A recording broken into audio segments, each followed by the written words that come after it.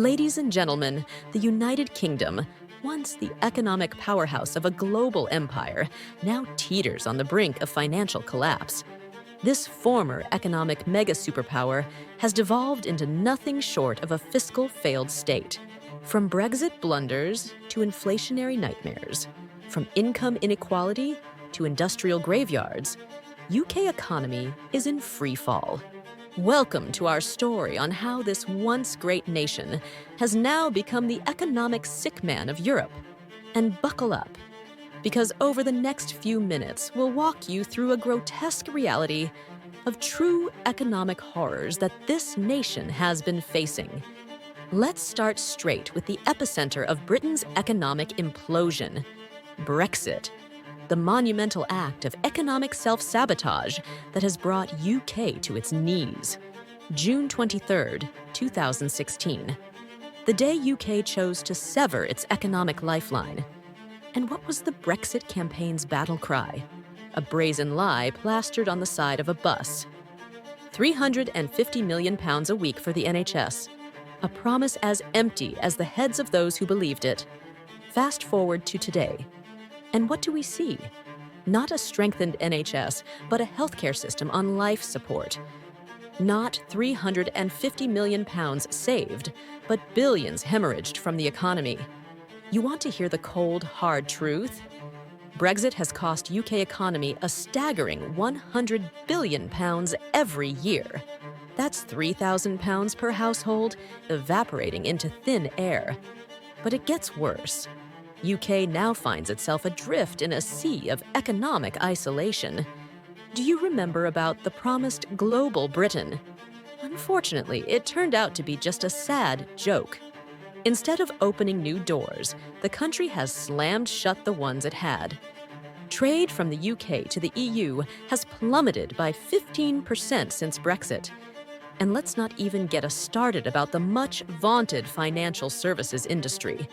The City of London, once the beating heart of global finance, is now just a shadow of its former self. Over 440 firms have moved operations, staff, or assets out of UK. Frankfurt, Paris, Amsterdam, they're laughing all the way to the banks. British banks, that are.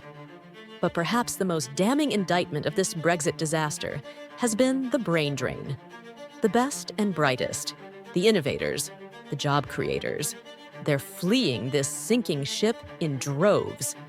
Net EU migration to UK has dropped by 70% since 2016. As we stand amidst this wreckage, one thing is painfully clear. UK didn't just shoot itself in the foot with Brexit. It blew off both legs and then set fire to what was left. But Brexit was not the only economic dagger in Britain's heart. Enter inflation, the silent assassin stalking every British household. The pound sterling, once a symbol of economic might, is now one of the weakest Western currencies in the global currency market. Since Brexit, it's lost nearly 20% of its value against the dollar. Your money isn't just worth less, it's becoming worthless.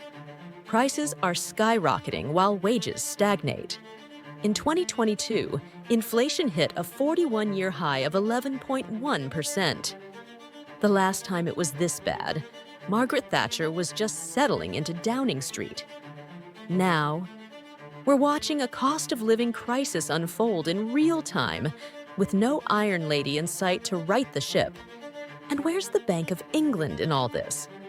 The once venerated institution, the supposed guardian of economic stability, has become a laughingstock on the global stage.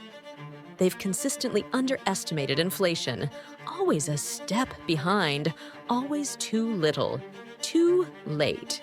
Their forecasts aren't worth the paper they're printed on. It's like watching a blind man try to drive a car, dangerous and deeply unsettling. But the real tragedy? It's playing out in homes across the country. Families are facing an impossible choice: heat or eat. Energy bills have doubled. Food prices are up by 19%. The average household is £2,500 worse off per year. That's not just a statistic. That's missed meals, cold homes, and crushed dreams. Pensioners who worked their whole lives to secure a comfortable retirement. They're watching their savings evaporate. The young dreaming of home ownership, they might as well be dreaming of winning the lottery. Let's also pull back the curtain on the most damning indictment of Britain's economic failure, the obscene wealth inequality that's tearing this country apart. Welcome to the United Kingdom, or should we say the divided kingdom, a nation where the tale of two cities has become the tale of two Britons. In one corner, we have London's billionaires' row, where oligarchs and oil barons snap up £40 million mansions like they're buying milk at Tesco. UK's richest 1% own a quarter of the nation's wealth. A quarter. And in the other corner, we have the forgotten Britain, once proud industrial cities reduced to ghost towns. Places like Blackpool, Middlesbrough, and Burnley, where a third of the population lives in poverty, where food banks have become more common than banks themselves. The middle class is not shrinking, it's being obliterated. How can we say such a thing? Let's talk housing, the most visible symptom of this national sickness. In London, the average house price is 12 times the average salary. That means that if you don't eat, drink, or dare to enjoy life, you might be able to buy a shoebox in 12 years.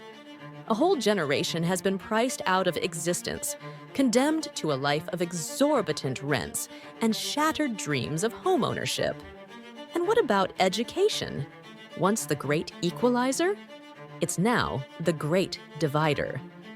Private school pupils are 52 times more likely to end up at Oxbridge than their state school counterparts. This wealth inequality isn't just a failure of economic policy.